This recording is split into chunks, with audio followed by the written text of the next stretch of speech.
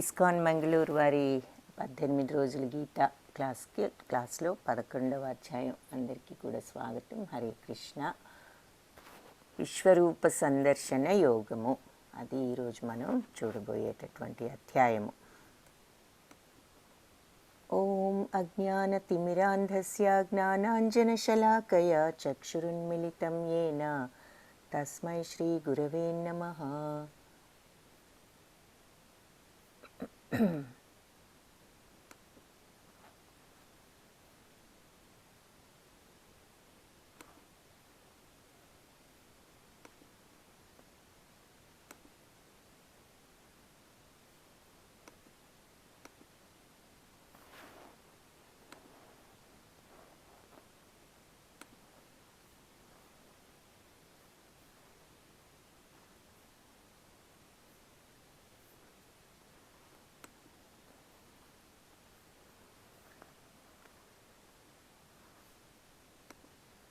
नमो ओं विष्णुपादाय कृष्णप्रेष्ठाय भूतले श्रीमते भक्तिवेदान्तस्वामिन्निति नामिने. नमस्ते सारस्वती देवी गौरवाणी प्रचारिणे निर्विशेषशून्यवादी पाश्चात्यदेशतारिणे. हे कृष्णा करुणा सिन्धो दीनबन्धो जगत्पते गोपेश गोपिका कान्ता राधा कान्ता नमोऽस्तुते. तप्त कांचन गौरांगी राधे बृंदावनेश्वरी वृषभानुसुते देवी प्रणमामि हरिप्रिये.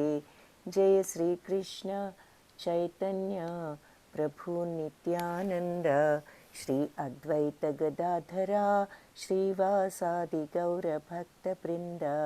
हरे कृष्णा कृष्ण कृष्ण हरे हरे हरे राम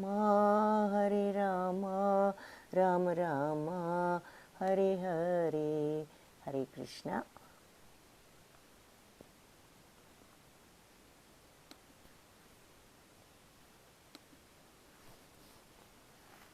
ఈ 11వ అధ్యాయము విశ్వరూపం సందర్శనం. అర్జునుడు శ్రీకృష్ణుడి యొక్క విశ్వరూపం చూడాలని అనుకోవటం, ఆకాంక్షించటం, కోరుకోవటంతో భగవంతుడు ఆ విశ్వరూపాన్ని అర్జునుడికి చూపించటం జరిగింది. సో మొట్టమొదటిగా అర్జున ఉవాచ మదనుగ్రహాయ పరమం గుహ్యం అధ్యాత్మ సంజ్ఞితం యత్వయోక్తం వచస్తేన మోహోయం విగతో మమ. అర్జునుడు అన్నాడు, ఏమని? నీవు దయతో తెలియపరిచిన ఈ పరమ రహస్యమైన ఆధ్యాత్మిక జ్ఞానం విన్న తర్వాత నా మోహం అంతా కూడా ఇప్పుడు మోహోయం విగతో మమ, మోహమంతా వదిలి వెళ్ళిపోయింది, తొలగిపోయింది అని చెప్తున్నాడు. అంటే ఇప్పటి వరకు భగవంతుడు 9వ అధ్యాయంలో రాజవిద్య రాజగుహ్య యోగం చూసాము. 10వ అధ్యాయము నిన్న విభూతులు, భగవంతుడి యొక్క పలు విభూతులు చూడటం జరిగింది. ఇప్పుడు నాకు ఇదంతా విని అర్జునుడు ఏమంటున్నాడంటే, ఈ తెలియపరిచిన ఈ రహస్యమైన ఈ ఆధ్యాత్మిక జ్ఞానం అంతా కూడా నీ నుంచి విన్నాను.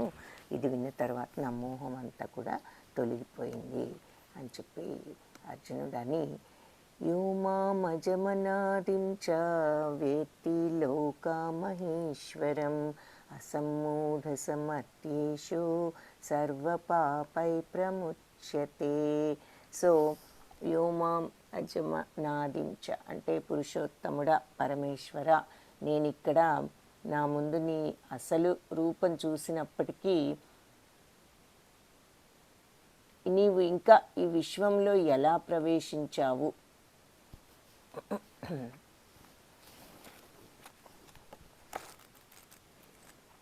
అన్నది చూడాలని కోరుకుంటున్నాను. నేను నీ యొక్క ఆ విశ్వరూపాన్ని సందర్శించాలని నాకు ఉన్నది అని చెప్పేసి అంటున్నాడు. అంటే అదంతా విన్నాను, జ్ఞానం అంతా, నా మోహం అంతా తొలగిపోయింది. కానీ నువ్వు ఇప్పుడు నా ముందు శ్రీకృష్ణుడిగా నీ నిజ రూపంలో నాకు కనిపిస్తున్నావు. కానీ ఈ విశ్వమంతా నువ్వు వ్యాపించి ఉన్నావు కాబట్టి ఆ విశ్వమంతా వ్యాపించినటువంటి ఆ విశ్వరూపము ఏ రకంగా ఉంటుందో చూడాలని నాకు కోరికగా ఉంది అని చెప్పి అర్జునుడు అన్నాడు. అన్న తర్వాత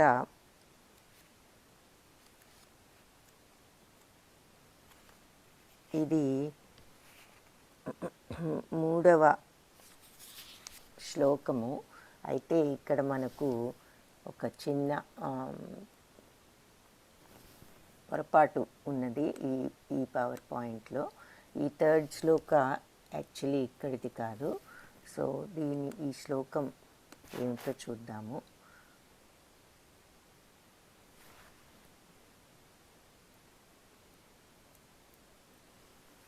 ఏవమేతద్యథాత్తా త్వమాత్మానం పరమేశ్వర ద్రష్టుమిచ్చామి తే రూపం ఐశ్వరం పురుషోత్తమ.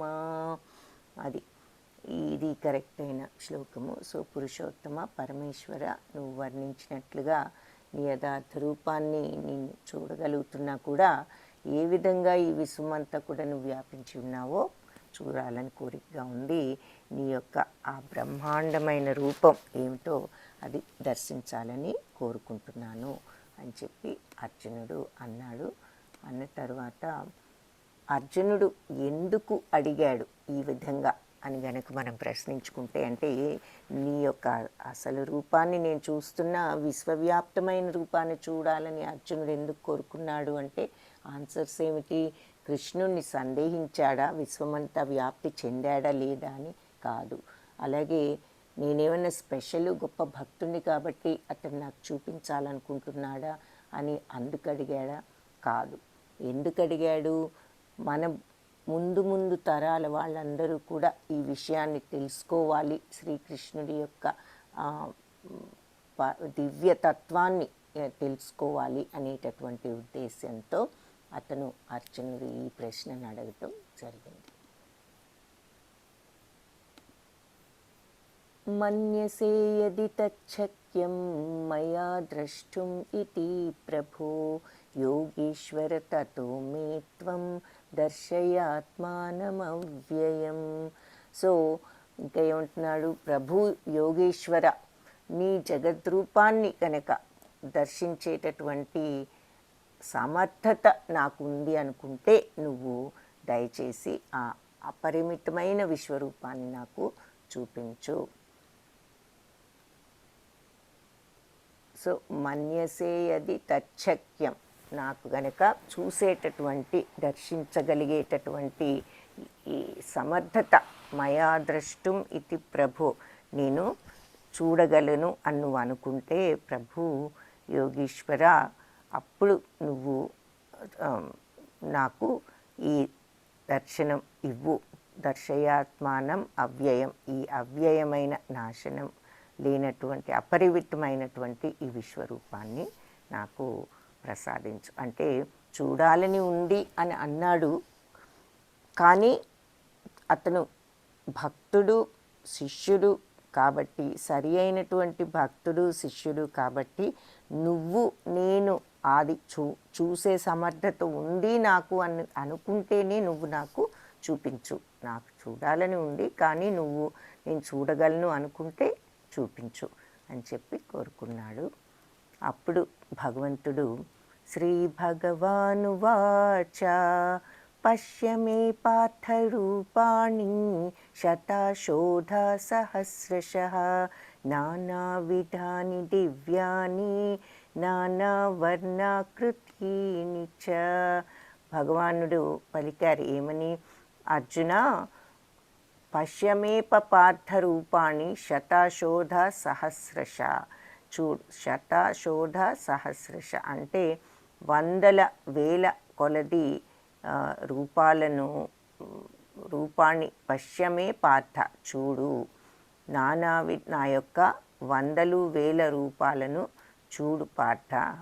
నానా విధాని దివ్యాని నానావర్ణాకృతిని చ అంటే అనేక వర్ణాలతో, అంటే అనేక రంగులతో, అనేక రకాలుగా ఉన్న దివ్యమైనటువంటి ఈ స్వరూపాలను నువ్వు చూడు అని చెప్పి భగవంతుడు చూపిస్తాను అని చెప్పటం జరిగింది. ఇహైకస్థం జగత్కృత్స్నం పశ్యాద్య సచరాచరం మమ దేహే గుడాకేశ యచ్చాన్యద్రష్టుమిచ్చసి. కాబట్టి ఇహైకస్థం జగత్కృత్స్నం పశ్యాద్య స చరాచరం అంటే ఇక్కడే నువ్వు ఈ జగత్తులో ఉన్నదంతా కూడా పశ్చాద్య చూడవచ్చు. ఏది చర అచరం, కదిలేవి కదలనివి అన్నీ కూడా నువ్వు ఇక్కడ చూడవచ్చు. మమాదేహే గుడాకేశ యచ్చాన్య ద్రష్టుం ఇచ్చసి. నా శరీరంలో ఇప్పుడు నువ్వు ఈ విశ్వరూపంలో గుడాకేశ అంటే నిద్ర అనేటటువంటి చీకటిని జయించినవాడ అంటే అర్థం ఏమిటి అంటే తమో గుణాన్ని జయించినవాడా అని చెప్పి. తమో గుణం అంటే అజ్ఞానము, నిద్ర అని చెప్పుకుంటూ ఉంటాము. అంటే ఇక్కడ నిజం మీనింగ్ నిద్రను జయించినవాడా అంటే తమో గుణాన్ని జయించినవాడా అని అర్థం అని అర్జునుడిని ఆ రకంగా సంబోధిస్తూ నా దేహంలో గుడాకేశ యచ్చాన్య ద్రష్టుం ఇచ్చసి, ఇవన్నీ కూడా నువ్వు ఇప్పుడు చూడు అని చెప్పేసి అన్నీ పూర్తిగా ఇక్కడ ఉన్నాయి, నువ్వు చూడు అని చెప్తున్నారు. సో గుడాకేశ నువ్వు చూడాలనుకున్నది ఈ శరీరంలో ఒక్కసారిగా చూడొచ్చు. ఈ సార్వత్రిక రూపం నువ్వు ఇప్పుడు కోరుకునే అన్నిటినీ భవిష్యత్తులో నువ్వు కోరుకునే దానిని కూడా నీకు చూపిస్తుంది. అంతా ఇక్కడ పూర్తిగా ఉంది అని చెప్తున్నారు. ఇక్కడ మనకు ఒక చిన్న ఉదాహరణగా ఈ ఈ విశ్వరూపాన్ని చూపించడం జరిగింది. ఈ రూపాన్ని చిత్రించటం కూడా అంత తేలిక కాదు. ఎందుకంటే మొత్తం విశ్వమంతా వ్యాపించి ఉన్న ఆ రూపం అన్నీ కూడా భూత భవిష్యత్ అన్నీ కూడా నువ్వు ఇందులో చూడొచ్చు అని చెప్పారు. కాబట్టి దానిలో మొత్తం ఉన్నది అని మనం అర్థం చేసుకోవచ్చు. ఇక్కడ 4 బ్రహ్మకుమారులు అందరూ కూడా, ఆ తర్వాత సర్వదేవతలు, భూమి, ఆకాశము మొత్తం అన్నీ కూడా కనిపిస్తున్నాయి. అన్నీ కూడా ఉన్నది ఈ విశ్వరూపము. నతు మాం శక్యసే ద్రష్టుం అనేనైవ స్వచక్షుషా దివ్యం దదామి తే చక్షు పశ్య మే యోగమైశ్వరం. అయితే ఈ విశ్వరూపాన్ని నతుమాం శక్యసే ద్రష్టుం, ఈ విశ్వరూపాన్ని చూడటం నీ శక్యం కాదు. అనేనైవ స్వచక్షుష, ఎలా నీ యొక్క స్వంత నేత్రాలతో నువ్వు ఈ విశ్వరూపాన్ని చూడటం నీ శక్యం కాదు, నువ్వు చూడలేవు నీ యొక్క కళ్ళతో. దివ్యం దదామితే చక్షు, అందుకని నీకు దివ్యమైనటువంటి చక్షువులు, కన్నులు ఇస్తున్నాను. పశ్యమే యోగమైశ్వరం, ఈ దివ్య నేత్రాలతో నువ్వు నా యోగైశ్వర్యాన్ని తిలకించు, చూడు అని చెప్తున్నారు. కానీ నా యొక్క విశ్వరూపాన్ని నీ ప్రాకృతిక కళ్ళతో చూడలేవు, కాబట్టి నీకు దివ్య దృష్టి ప్రసాదిస్తున్నాను, ఈ మహాద్భుత వైభవాన్ని దర్శించు అని చెప్తున్నారు. ఇక్కడ మళ్ళీ ఈ విశ్వరూపం క్లుప్తంగా మనకి చిత్రంలో చూపిస్తున్నారు.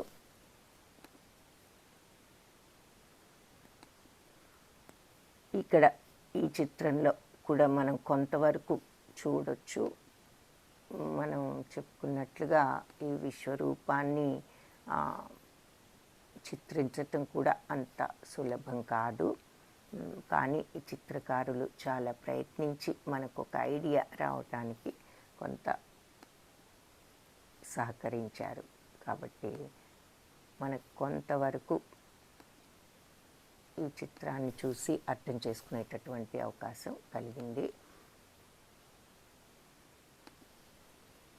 సో సర్వదేవతలు, భూమి, ఆకాశము మొత్తము అన్ని గోళాలు అన్నీ కూడా ఇందులో కనిపించాయన్నమాట. ఎలా ఉన్నది ఆ విశ్వరూపం అన్నది ఇక్కడ వర్ణిస్తున్నారు.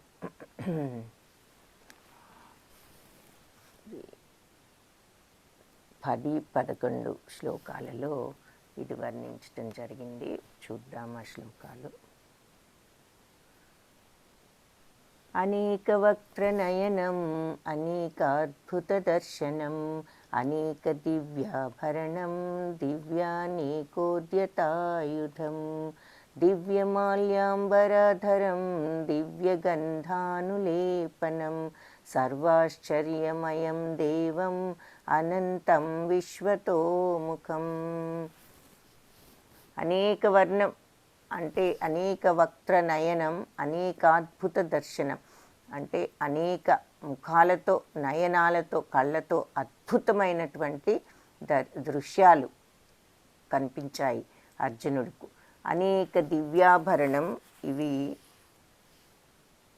సంజయుడు చెప్తున్నాడనమాట ధృతరాష్ట్రుడికి. సో మీరు గుర్తు తెచ్చుకున్నట్లయితే ఈ గీత సంభాషణ అంతా కృష్ణార్జునుల మధ్య జరుగుతున్నప్పటికీ ఈ జరిగేదంతా కూడా సంజయుడు చూడగలగటం, ఆయన ధృతరాష్ట్రుడికి వర్ణించటం మనం ముందుగా చూసాము. సో సంజయుడు ఈ రకంగా చెప్తున్నాడు. అనేక వక్త్ర నయనం, అనేక ముఖాలతో, నయనాలతో, కళ్ళతో అద్భుత దర్శనం జరిగింది అర్జునుడికి. అనేక దివ్యాభరణాలు ఉన్నాయంట. దివ్యానేకోద్యతాయుధం, అనేక ఆయుధాలు, దివ్య ఆయుధాలు, ఎక్కుపెట్టబడినటువంటి అనేక ఆయుధాలు కూడా ధరించి ఉన్నది ఆ విశ్వరూపం.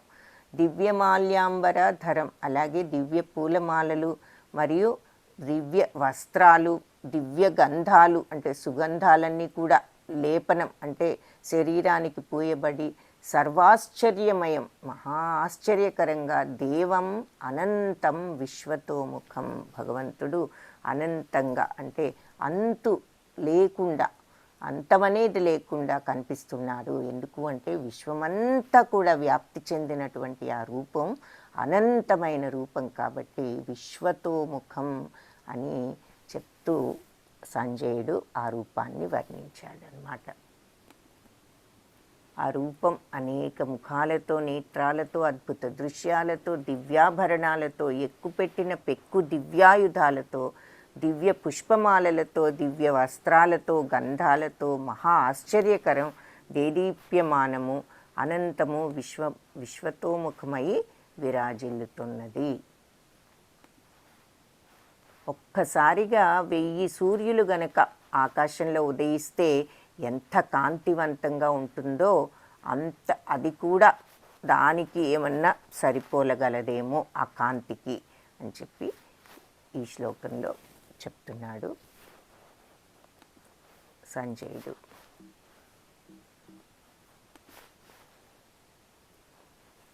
దివి సూర్య సహస్రస్య భవేద్యుగపదుత్థితా యది భాసదృశీ సా స్యాద్ భాసస్తస్య మహాత్మనః. అంటే 100,000 సూర్యులు ఒక్కసారి ఆకాశంలో ఉదయిస్తే వాటి కాంతి విశ్వరూపం నందలి ఈ భగవంతుడి తేజస్సుతో కూడా అది కూడా పోల్చతగదు. 100,000 సూర్యులు ఒక్కసారి ఉదయిస్తే ఎంత కాంతి ఉంటుందో అది కూడా దీనికి సరిరాదు ఈ కాంతికి అని చెప్తున్నాడు. అందుకే ఒక్క సూర్యుడినే మనం సరిగ్గా కళ్ళతో చూడలేం, మరి 100,000 సూర్యులు ఒకేసారి ఉదయిస్తే ఆ కాంతిని మన కళ్ళు తట్టుకోలేవు. కాబట్టి ఆ దివ్య చక్షువులను, దివ్య నేత్రాలను అర్జునుడికి ప్రసాదించటం జరిగింది చూడటానికి.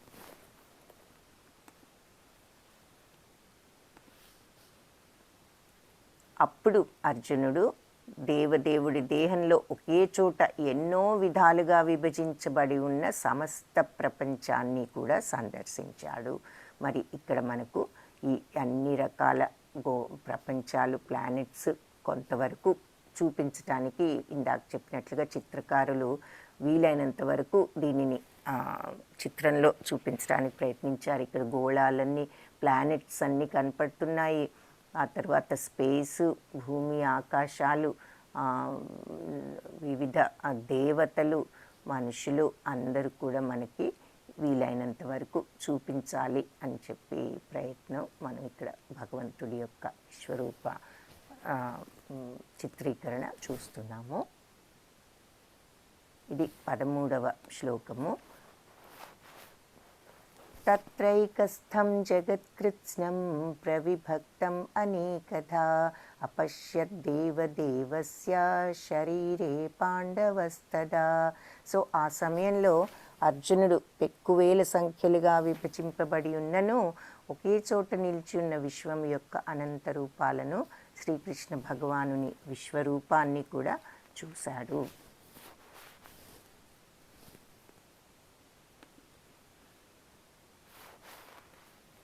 తతస్స విస్మయావిష్టో హృష్టరోమా ధనంజయః ప్రణమ్య శిరసా దేవం కృతాంజలిరభాషత. అప్పుడు అర్జునుడు దిగ్భ్రాంతి చెందాడు, విస్మయానికి లోనయ్యాడు. రోమాలన్నీ కూడా నిక్కబొడుచుకున్నవాడై నమస్కారం చేయటానికి తల వంచుకున్నాడు. చేతులు జోడించి ఈ పరమ ప్రభువును ప్రార్థించటం ప్రారంభించాడు అని చెప్పి సంజయుడు మళ్ళీ ఇక్కడ ఇది సంజయ ఉవాచ, సంజయుడు వర్ణిస్తున్నాడనమాట. అర్జునుడు యొక్క స్థితి, ఆయన ఈ విధంగా చేతులు జోడించి భగవంతుణ్ణి స్తుతించటం ప్రారంభించాడు. సో అర్జున ఉవాచ పశ్యామి దేవాంస్తవ దేవదేహే సర్వాంస్తథా పశ్యామి దేవాంస్తవ దేవదేహే సర్వాంస్తథా భూతవిశేషసంగాన్ బ్రహ్మాణమీశం కమలాసనస్థం ఋషీంశ్చ సర్వానురాగాంశ్చ దివ్యాన్. అర్జునుడు ఏమన్నాడు, శ్రీకృష్ణ నీ దేహంలో పశ్యామి దేవాంస్తవ దేవదేహి సర్వాంస్తథా భూత విశేష సంఘాన్, నీ దేహంలో నేను సకల దేవతలను ఎన్నెన్నో ప్రాణికోటి సమూహాలను భూత విశేష సంఘాన్ బ్రహ్మాణమీశం కమలాసనస్థం, కమలంలో కూర్చుని ఉన్నటువంటి బ్రహ్మదేవుడిని, ఋషీంశ్చ సర్వానురగాంశ్చ దివ్యాన్. సో బ్రహ్మదేవుడిని, ఈశ్వరుడును, తర్వాత ఋషులను, ఆ తర్వాత సర్వానురగాంశ్చ దివ్యాన్. సో దివ్య సర్పాలను కూడా చూస్తున్నాను. వీటన్నిటినీ కూడా నీ యొక్క దేహంలో నేను ఇప్పుడు చూస్తున్నాను. నీ దేహంలో సకల దేవతలు, ఎన్నెన్నో ప్రాణికోటి సమూహాలు, కమలంలో కూర్చున్న బ్రహ్మదేవుడిని, శివుడిని, ఋషులను, దివ్య సర్పాలను కూడా చూస్తున్నాను. ఇంకా ఏమంటున్నాడు, అనేక బాహూదరవక్త్రనేత్రం పశ్యామి త్వాం సర్వతో అనంతరూపం నాంతం న మధ్యం న పునస్తవాదిం పశ్యామి విశ్వేశ్వర విశ్వరూప. విశ్వేశ్వర విశ్వరూపుడా అని సంబోధిస్తూ అనేక బాహువులు చేతులతో, ఉదరం అనేక ఉదరాలు, ఉదరం అంటే స్టమక్స్, ఉదరాలతో, వక్త్రం ముఖాలతో, నేత్రం కళ్ళతో, పశ్యామి త్వాం నిన్ను చూస్తున్నాను, సర్వతో అనంతరూపం సర్వత్రా వ్యాపించి ఉన్నటువంటి నీ అంతము లేనటువంటి అనంత రూపాన్ని చూస్తున్నాను. నా అంతం నా మధ్యం, దీనికి అంతము కానీ మధ్య కానీ పునస్త బిగినింగ్ కానీ ఏది కనిపించటం లేదు. వాదిం పశ్యామి విశ్వేశ్వర విశ్వరూప. కాబట్టి ఈ యొక్క రూపాన్ని నేను విశ్వేశ్వర విశ్వరూపుడా, నీ విశ్వరూపాన్ని నేను చూడలేకుండా ఉన్నాను. అంత శక్తివంతంగా ఉన్నది ఈ రూపము అని చెప్పేసి ఇక్కడ వర్ణించాడు అర్జునుడు. నీ అనేక చేతులతో, ఉదరాలతో, ముఖాలతో, కళ్ళతో ఉన్న నీ రూపాన్ని, అనంతమైన నీ యొక్క రూపాలన్నీ నీ దేహంలో చూస్తున్నాను. అది ఎటువంటి ఆది మధ్య అంతాలు నేను ఎక్కడ నాకు కనిపించటం లేదు. అనాది మధ్యాంతం అనంత వీర్యం అనంత బాహుం శశి సూర్యనేత్రం పశ్యామి త్వాం దీప్తహుతాశవక్త్రం స్వతేజసా విశ్వమిదం తపంతం. కాబట్టి నువ్వు ఆది మధ్య అంతాలు లేకుండా ఉన్నావు. నీ మహిమ అనంతంగా కనపడుతోంది. నీవు అనేక బాహువులు, చేతులు కలిగి ఉన్నావు. సూర్యచంద్రులు నీ నేత్రాలుగా, నీ నోటి నుంచి అగ్ని జ్వలిస్తోంది. నీ తేజస్సుచే ఈ సమస్త సృష్టిని నువ్వు ఉత్తేజపరుచుతున్నటువంటి నిన్ను నేను దర్శిస్తున్నాను అంటూ ఇంకా భగవంతుని ఈ రకంగా వర్ణిస్తున్నాడనమాట. సో ఇక్కడ నీ యొక్క కళ్ళు సూర్యచంద్రులు, నీ నోటిలో ఉన్నది అగ్ని, ఇదంతా నీ తేజస్సుతో నీవు ఈ సర్వ ప్రపంచాన్ని కూడా నువ్వు వెలిగించేస్తున్నావు. కాబట్టి అలాంటి నిన్ను నేను దర్శిస్తున్నాను. ద్యావా పృథివ్యోరిదమంతరం హి వ్యాప్తం త్వయైకేన దిశశ్చ సర్వా దృష్ట్వాద్భుతం రూపముగ్రం తవేదం లోకత్రయం ప్రవ్యధితం మహాత్మన్. నీవొక్కడివే అయినా సరే ఆకాశాన్ని, సకల లోకాలను, వాటి మధ్య గల ప్రదేశాన్ని అంతా కూడా వ్యాపించి ఉన్నావు. సో ఆకాశం ఏమిటి, అన్ని లోకాలేమిటి, వాటన్నిటి మధ్యలో ఉన్న స్పేస్, ఆ ఖాళీ స్థలాన్ని కూడా నువ్వు ఆక్రమించి ఉన్నావు. మహాత్మా, నీ అద్భుతమైన ఒక రకంగా ఉగ్రమైనటువంటి ఈ రూపాన్ని, రూపం ఉగ్రం, దృష్ట్వాద్భుతం రూపం ఉగ్రం తవేదం లోకత్రయం ప్రవిదితం మహాత్మన్. సో నీ అద్భుతమైన ఉగ్రకరమైనటువంటి ఈ రూపాన్ని దర్శించి సకల లోకాలు, లోకత్రయం ప్రవ్యధితం మహాత్మన్, వ్యధితులవుతున్నారంటే భయంతో కంపించిపోవటాన్ని నేను గమనిస్తున్నాను. అంటే ఉగ్రము అని ఎందుకు వాడారు అంటే ఆ మొత్తం విశ్వాన్ని నువ్వు ఒక్కసారి, సూర్యచంద్రులు, అగ్ని, ఆకాశము అన్నీ కూడా భగవంతునిలో ఉన్న లీనమై ఉన్నాయి కాబట్టి అవన్నీ కూడా చూడటం నార్మల్ ఆకారం కాదు. కాబట్టి ఆ శక్తివంతమైన ఆ రూపాన్ని, అద్భుతము, శక్తివంతము, అలాగే ఉగ్రకరము అయినటువంటి ఆ రూపాన్ని చూసి లోకాలు కంపించిపోవచ్చు. అమీహిత్వాం సురసంఘ 21వ శ్లోకం. ఇదంతా కూడా ఇంకా అర్జునుడి యొక్క స్థుతి. అర్జునుడి స్థుతి చాలా ఈ భగవంతుని ఆకారాన్ని, రూపాన్ని, విశ్వరూపాన్ని వర్ణిస్తూ ఆయనను స్తుతిస్తూ చాలా శ్లోకాలు ఉన్నాయి. దృష్ట్వాద్భుతం అమీహిత్వాం సురసంఘా విశంతి కేచిద్భీతా ప్రాంజలయో గృణంతి స్వస్తిత్యుక్త్వా మహర్షి సిద్ధసంఘా సువంతి త్వాం స్తుతిభి పుష్కలాభి. సో దేవతలందరూ కూడా ఈ సురసంఘాలు అంటే దేవతలంతా నీ యొక్క ఆశ్రయాన్ని పొందుతూ నీలో ప్రవేశిస్తున్నారు. కొందరు భీతులై విశంతి కేచిత్ భీత ప్రాంజలయో గృణంతి, కొందరు భీతులై చేతులు జోడించి నిన్ను కీర్తిస్తున్నారు. స్వస్తిత్యుక్త్వా మహర్షులందరూ స్వస్తి అంటూ, తర్వాత సిద్ధ సంఘాలు స్తువంతిత్వాం, మహర్షులు, సిద్ధ సంఘాలు, సిద్ధులు అందరూ కూడా శాంతి స్వస్తి అంటూ వేదమంత్రాలతో స్తుతిభి పుష్కలాభి, వేదమంత్రాలతో నిన్ను స్తుతిస్తూ ప్రార్థిస్తున్నారు.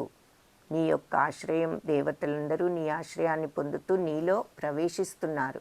కొందరు భీతులై చేతులు జోడించి నిన్ను కీర్తిస్తున్నారు. మహర్షులు, సిద్ధులు శాంతి అంటూ వేదమంత్రాలతో నిన్ను ప్రార్థిస్తున్నారు అని చెప్పి ఇక్కడ ఈ చిత్రంలో చూపించినట్లుగా మన అర్జునుడు స్తుతిస్తున్నాడు. ఇదంతా అర్జునుడి స్తుతి అయిన తరువాత భగవానువాచ ఏమంటున్నారు? కాలోస్మి లోక క్షయకృత్ ప్రవృద్ధో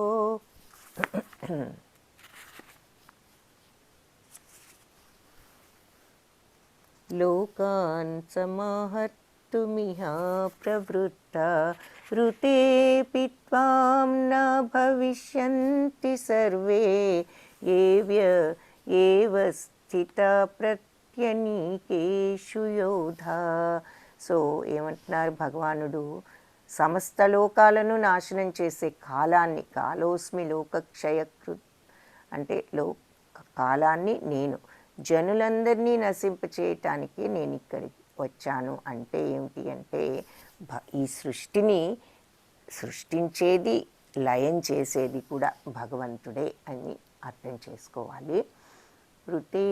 ఋతేపి త్వాం న భవిష్యంతి సర్వే ఏవ స్థితా ప్రత్యనీకేషు యోధా. మీరు అంటే పాండవులు తప్ప ఇరువైపులో ఉన్న యోధులందరూ కూడా ఇక ఈ యుద్ధంలో చంపబడతారు. తస్మాత్ త్వముత్తిష్ఠ యశో లభస్వ జిత్వా శత్రూన్ భుంక్ష్వ రాజ్యం సమృద్ధం మయైవైతే నిహతా పూర్వమేవ నిమిత్తమాత్రం భవ సవ్యసాచిన్. కాబట్టి తస్మాత్ త్వం ఉత్తిష్ఠ, కాబట్టి నువ్వు లే, యశో లభస్వ, కీర్తి తెచ్చుకో, జిత్వా శత్రూన్ భుంక్ష్వ రాజ్యం, ఏది బ్రతికుంటే నువ్వు కీర్తిని సంపాదిస్తావు, శత్రువులను జయించి రాజ్యాన్ని నువ్వు తెచ్చుకుని రాజ్యాన్ని సమృద్ధిగా నువ్వు అనుభవించు. మయైవైతే నిహత పూర్వమేవ, నా ఏర్పాటుతో వాళ్ళు ఇంతకు ముందే అందరూ కూడా మరణించారు. కాబట్టి నిమిత్త మాత్రం భవ సవ్యసాచి, నువ్వు నిమిత్త మాత్రుడు. సవ్యసాచి అంటే 2 చేతులతో బాణాలు వేసేవాడు అంటే చాలా విలువిద్యలో అతి నైపుణ్యుడు అని అర్థం. మరి 2 చేతులతో బాణాలు వేస్తున్నారంటే నైపుణ్యుడు అని అర్థం. కాబట్టి అర్జునుడు అంత నైపుణ్యం ఉన్నవాడు కాబట్టి అర్జునుడిని సవ్యసాచి అంటూ సంబోధిస్తున్నారు భగవంతుడు. కాబట్టి ఏమంటున్నారు, నువ్వు నిమిత్త మాత్రుడవు, సవ్యసాచి, కేవలం నువ్వు ఒక ఇన్స్ట్రుమెంటువి, ఒక పనిముట్టువి. ఇది అంతా ఈ ఏర్పాటంతా ఇంతకుముందే నాతో ఏర్పాటు చేయబడింది. ఏది ఎలా జరగాలో అన్నీ ఇంతకుముందే ఏర్పాటై ఉన్నాయి. నువ్వు ఒక నిమిత్త మాత్రుడవు, నువ్వు ఒక పరికరంగా వెళ్ళి ఈ పనిని చేస్తున్నావు ఈ భౌతిక ప్రపంచంలో.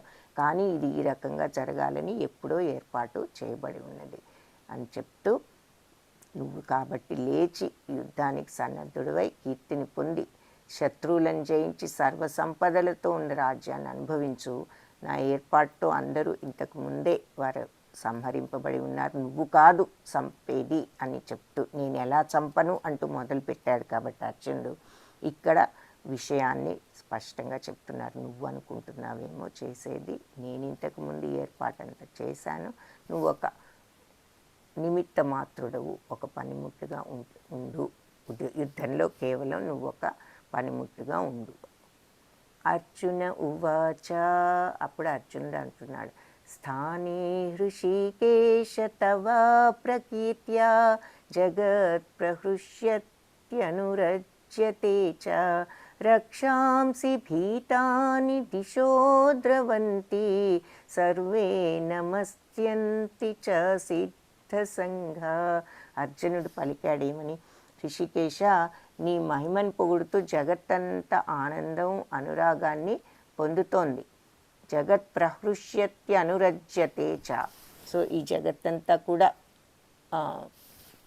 సంతోషాన్ని, ఆనందాన్ని, అనురాగాన్ని అనురజ్యతే చ పొందుతోంది.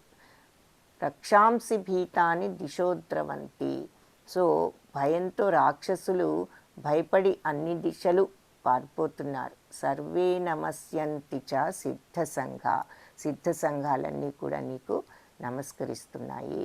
ఈ విషయంలో ఇదంతా కూడా సమంజసమే, అంటే జరగవలసిన రీతిలోనే జరుగుతోంది. ఏది రాక్షసులు భయపడుతున్న సిద్ధ సంఘాలు నీకు నమస్కరించడం, ఈ ప్రపంచమంతా కూడా నీ మహిమను పొగుడుతూ ఆనందం అనురాగం పొందటం అంతా కూడా జరగవలసినట్లుగానే ఉన్నది. పితాసి లోకస్య చరాచరస్య త్వమస్య పూజ్యశ్చ గురుర్గరీయాన్ నత్వత్సమోస్త్యభ్యధికా కుతోన్యో లోకత్రయేప్య ప్రతిమా ప్రభావ. ఈ సమస్త లోకానికి, చరా అచరాలకు, కదిలే వాటికి కదలని వాటికి నీవే తండ్రివి, నీవే దానికి పరమ పూజ్యుడవు, అత్యున్నత ఆధ్యాత్మిక గురువు కూడా నీవే. త్వమస్య పూజ్యశ్చ, నువ్వే పూజనీయుడువు, నువ్వే గురుర్గరీయాన్, గురువు, అత్యున్నతమైనటువంటి ఆధ్యాత్మిక గురువు. నత్వత్సమోస్త్యభ్యధిక కుతోన్యో, నీకంటే గొప్పవారు, నీతో సమానమైన వారు ఎవరు కూడా, లోకత్రయే ప్రతిమ ప్రభావ, ఎవరు కూడా ఈ నీకంటే గొప్పవారు ఎవరు ఉండరు. అపరిమిత శక్తి సంపన్నుడా, 3 లోకాల్లో నీకంటే గొప్పవారు ఎవరైనా ఎలా ఉంటారు అంటూ అర్జునుడు ఈ పద్యంలో కూడా ఆయన స్తుతిస్తున్నాడు. మళ్ళీ తరువాత ఇంకా ఈ శ్లోకంలో అర్జునుడు ఏమంటున్నాడంటే 46వ శ్లోకం ఇది. శ్లోకం చూద్దాము.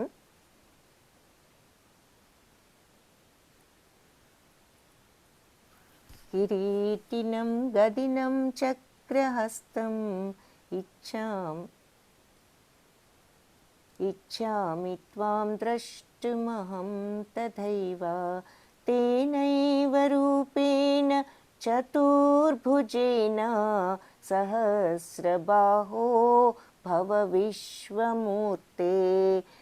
కిరీటినం గదినం చక్రం, సహస్రబాహు అంటే విశ్వరూప, సహస్రబాహ అంటే 1000 చేతులు ఉన్నవాడా, తలపై కిరీటము, తరువాత హస్తంలో శంఖాన్ని, చక్రాన్ని, గదను, పద్మాలను అన్నిటినీ కూడా కలిగి ఉండేది. త్వాం ద్రష్టుం అహం తథైవ, నీ యొక్క ఆ రూపాన్ని చూడాలని నాకు కోరికగా ఉన్నది. అంటే 4 చేతులతో శంఖ, చక్ర, గద, పద్మాలతో ఉన్నటువంటి ఆ రూపాన్ని చూడాలనుకుంటున్నాను. తేనైవ రూపేణ చతుర్భుజేన, కాబట్టి పద్మాలను కలిగి ఉన్నటువంటి ఆ 4 చేతుల రూపాన్ని సహస్రబాహో భవ విశ్వమూర్తి, నేను చూడాలనుకుంటున్నాను. సహస్రబాహో 1000 చేతులున్న విశ్వరూప అని చెప్పి అడుగుతున్నాడు. అంటే ఇప్పుడు ఆ విశ్వరూప సందర్శనం చేస్తూ ఇప్పుడు నాకు నీ 4 చేతుల రూపాన్ని చూపించు అని అడుగుతున్నాడు అన్నమాట. అప్పుడు భగవంతుడు, ఇది భగవాను వాచ, ఆయన అన్నది ఏమిటి అన్న శ్లోకం చూద్దాము. అర్జునుడు ఆ చేతిని చూపించిన 4 చేతులతో ఉన్న రూపాన్ని చూపించమని అడిగినప్పుడు శ్రీ భగవాను వాచ మయా ప్రసన్నేన తవార్జునేదం రూపం పరం దర్శితం ఆత్మయోగాత్ తేజోమయం విశ్వమనంతమాద్యం యన్మే త్వదన్యేన న దృష్టపూర్వం. శ్రీకృష్ణ భగవానుడు పలికారు ఏమని? ప్రియమైన అర్జున, ప్రసన్నుడనైన నేను, మయా ప్రసన్నేనా తవార్జునేద్దం, ప్రసన్నుడనైన నేను నా అంతరంగ శక్తితో రూపం పరం దర్శితం ఆత్మయోగాత్, భౌతిక జగత్తందలి ఈ దివ్యమైన విశ్వరూపాన్ని నీకు చూపించాను నా యొక్క అంతరంగిక శక్తితో. తేజోమయం విశ్వం అనంతమాద్యం, తేజోమయము అనంతము ఆద్యము అగు ఈ రూపమును యన్మేత్వదన్యేన నదృష్టపూర్వం, ఈ రూపాన్ని నీకు ముందు, ఇంతకు ముందు ఎవ్వరూ కూడా ఈ రూపాన్ని చూడలేదు.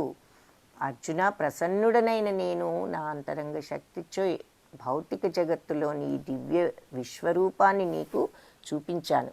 ఇది తేజోమయము అనంతము ఆజ్యము అయినటువంటి ఈ రూపాన్ని నీకంటే ముందు ఎవరూ కూడా చూడలేదు.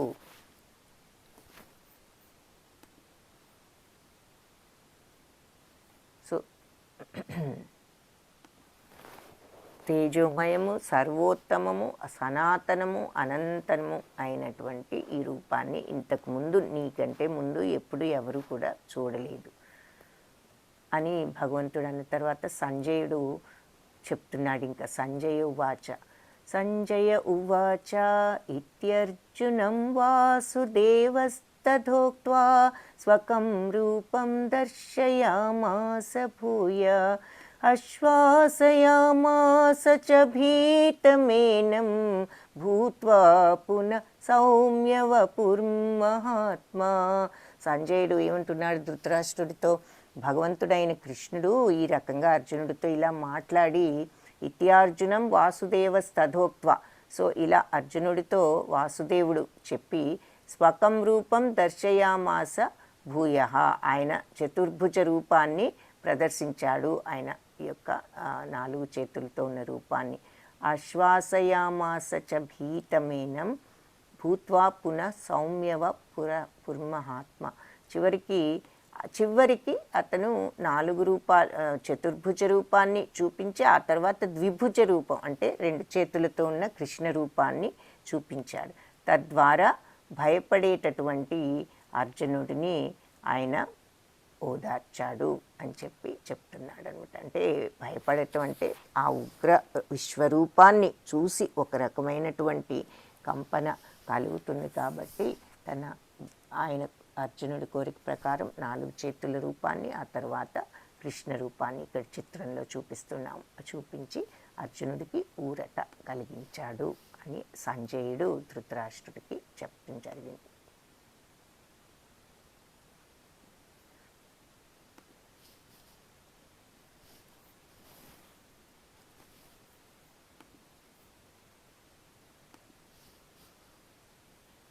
అర్జున ఉవాచ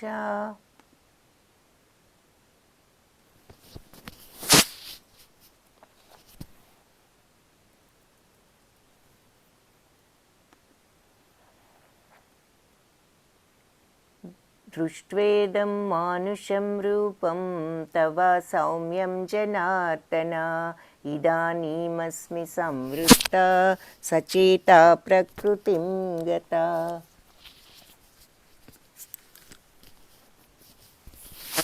సో అర్జునుడు ఇలా అన్నాడు, ఏమని? ఓ జనార్దన, అత్యంత సుందరమైనటువంటి నీ మానుష్య రూపం చూసి నా మనస్సు శాంతించింది. దృష్ట్వేదం మానుషం రూపం తవ సౌమ్యం జనార్దన, సౌమ్యమైనటువంటి నీ మనుష్య రూపాన్ని దృష్ట్వేదం చూసి ఇదానీమస్మి సంవృత్త సచేత ప్రకృతిం గత, సో నేను మళ్ళీ నా సహజ స్వభావాన్ని పొందాను అని చెప్తున్నాడు అనమాట. ఈ నీ యొక్క సౌమ్య రూపాన్ని చూసి నేను మళ్ళీ నా యొక్క సహజ స్వభావాన్ని పొందాను అని భగవంతుడితో చెప్పటం ఈ చిత్రంలో చూస్తున్నాం. ఆయన విశ్వరూపము, ఆ తర్వాత 4 చేతుల రూపము, ఆ తర్వాత 2 చేతులున్న శ్రీకృష్ణ రూపాన్ని అర్జునుడు సందర్శించటం ఇక్కడ కనిపిస్తుంది. మత్కర్మా కృన్మత్పరమో మద్భక్త సంగవర్జితః నిర్వైర సర్వభూతేషు యస్స మామేతి పాండవ. కాబట్టి ఇది ఎవరు అంటే ఇది భగవానువాచ, ఇది శ్రీ భగవానువాచ. మత్కర్మా కృన్మత్పరమో మద్భక్త సంగవర్జితః నిర్వైర సర్వభూతేషు యస్స మామేతి పాండవ. సో ఇక్కడ అర్జునుడు ఇంతకుముందు వీళ్ళిద్దరూ ప్రేమిత్రులు కాబట్టి ఒకే చోట కూర్చుని కబుర్లు చెప్పుకోవటం, భోంచేయటం ఇదంతా జరిగింది. నన్ను క్షమించు, తెలియక నేను ఏదో నువ్వు నీ యొక్క అంటే భగవంతుడని తెలిసినప్పటికీ కూడా అలా ఏదో నా స్నేహితుడు అన్నట్లుగా నేను అలా ఉండి కొన్ని పొరపాట్లు చేయటం జరిగింది, నన్ను క్షమించు అని అర్జునుడు అనటం మనం ఇంతకుముందు మీరు ఆ శ్లోకం వినే ఉంటారు అని అర్జునుడు అన్నాడు. ఆ తర్వాత భగవంతుడు మత్కర్మాకృన్ మత్పరము అంటే నా యొక్క ఈ కామ్యకర్మల యొక్క కల్మషాల నుండి విముక్తుడవై, అంటే నా కోసం కర్మను చేస్తూ నిష్కామ కర్మ అన్నది మానసిక కల్పనమనే కల్మషాల నుండి విముక్తుడవై కర్మ చేస్తూ, అంటే ఎలాగుంటుంది ఆ మానసిక కల్పనల నుండి విముక్తుడై పని చేయటం అంటే ఏమిటి? ఆ పని ద్వారా వచ్చేటటువంటి బెనిఫిట్ ఏదన్నా ఉంటే దాని మీద ఆసక్తిని వదులుకుని అది భగవంతుడి కోసం చేస్తున్నాము అని అనుకోవాలి. అలా అనుకుని చేస్తే అది మనకు దాని యొక్క ఫలితాలు పాప పుణ్యాలు మనకు అంటుకోవు. అప్పుడు మనకు ఈ జీవన్మరణ చక్రం నుంచి విముక్తి వస్తుంది అని చెప్పుకున్నాం. కాబట్టి ఎప్పుడైనా ఒక కర్మ చేసినప్పుడు ఆ కర్మ యొక్క ఫలితం మీద మనకు ఆసక్తి ఉంటే మనకు అది ఆ పాపమైన పుణ్యమైన మనకు అంటుకుంటుంది. కాబట్టి అది అంటుకోకుండా మనం క్లీన్గా ఉండాలి అంటే మన స్లేట్ మన పలక శుభ్రంగా ఉండాలి. ఏది అంటుకోకుండా అంటే ఆ పని కర్మ వలన వచ్చేటటువంటి ఆ ప్రతిఫలాన్ని మనము ఆసక్తి చూపించకుండా భగవంతుడి కోసం ఆ ప్రతిఫలం వెళ్తుంది అనే స్వభావంతో పని చేయగలగాలి. ఆసక్తి ఫలితం మీద లేకుండా పని చేయగలగాలి. దాన్నే నిష్కామ కర్మ అని కూడా అంటారు. సో కర్మను భగవంతుడి కోసం చేస్తున్నాము, ఆ ఫలితం ఏదన్నా ఉంటే అది భగవంతుడి కోసమే అనేటటువంటి మెంటాలిటీతో ఆ ప్రతిఫలం మీద ఇంట్రెస్ట్ లేకుండా పని చేయటం ప్రాక్టీస్ చేయాలి.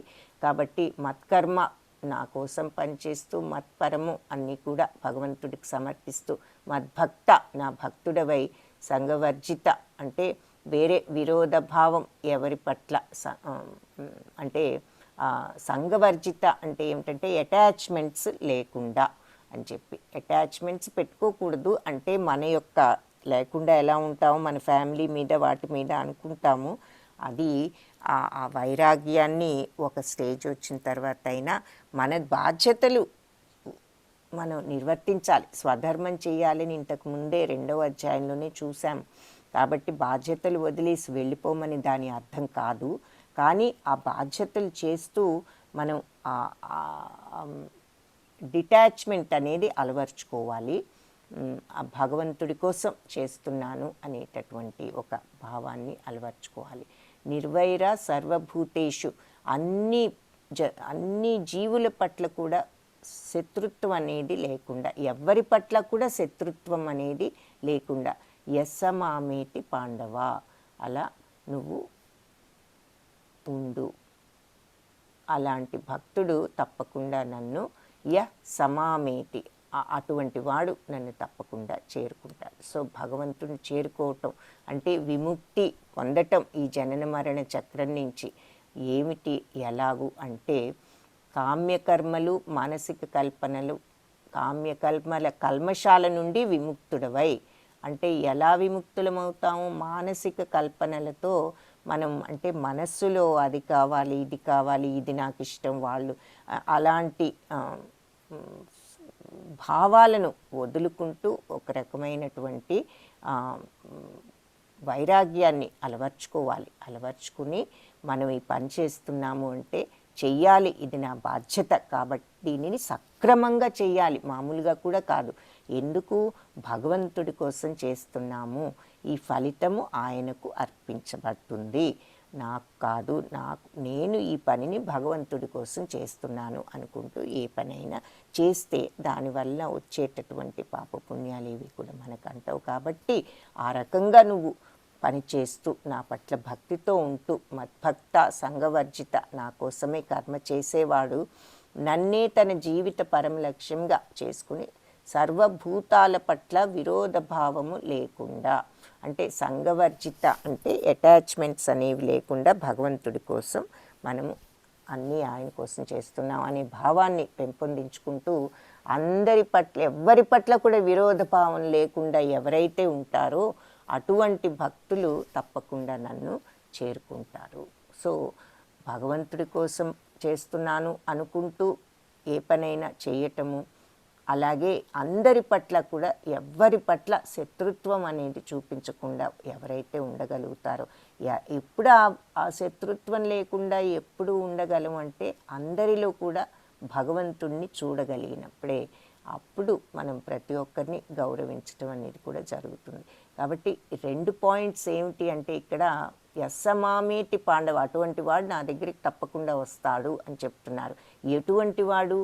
ఎవరైతే అన్నీ భగవంతుడి కోసం చేస్తున్నాను అనుకుంటూ ఆ పని యొక్క ప్రతిఫలం మీద ఆసక్తి లేకుండా భగవంతుడికి సమర్పణ భావంతో పని చేస్తారో, ఎవరైతే అందరిలో భగవంతుని చూస్తూ అందరినీ కూడా ఎవరిని శత్రువులుగా చూడకుండా అందరి పట్ల గౌరవ ప్రేమలతో ఉంటారో వాళ్ళు నా దగ్గర తప్పకుండా వస్తారు. ఇది ముఖ్య శ్లోకము. ఇంకా చాలానే ముఖ్య శ్లోకాలు ఉన్నాయి, కానీ ఇది అన్నిటికంటే చివర భగవంతుడు క్లియర్గా ఈ 2 పనులు చేస్తే నా దగ్గరకు వస్తారు అని చెప్పటం జరిగింది.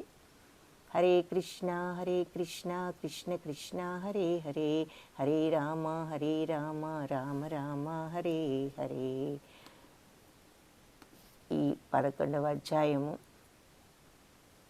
విశ్వరూప సందర్శన గీతా పాఠంలో మనం నేర్చుకున్నది ఏమిటి అంటే, సమస్త జీవుల ఎడ కరుణతోనూ మైత్రితోనూ వ్యవహరిస్తూ భగవంతుని ఆదిరూపమైన శ్యామసుందర దివ్యమంగళ స్వరూపాన్ని ఆరాధిస్తూ భజించినట్లయితే మనం త్వరితగతిలో ఆయన ధామాన్ని చేరుకొనగలము. కాబట్టి అన్ని జీవుల ఎడల కరుణ మైత్రితో వ్యవహరించడం అనేది చాలా ముఖ్యం అని మనం ఇక్కడ చూస్తున్నాం. సమస్త జీవుల మీద కరుణతోనూ మైత్రితోనూ ఉండాలి. ఆ తర్వాత భగవంతుని యొక్క ఆయన రూపాన్ని మనం ఆరాధిస్తూ ఏది చేసినా భగవంతుడి కోసం చేస్తున్నాము అనేటటువంటి ఒక మనస్తత్వాన్ని డెవలప్ చేసుకుంటూ ఉండాలి. హరే కృష్ణ. ఇంతటితో ఈ 11వ అధ్యాయం మనము పూర్తి చేశాము. వాంఛాకల్పతరుభ్యశ్చ కృపా సింధుభ్య ఏవ చ పతితానాం పావనేభ్యో వైష్ణవేభ్యో నమో నమః.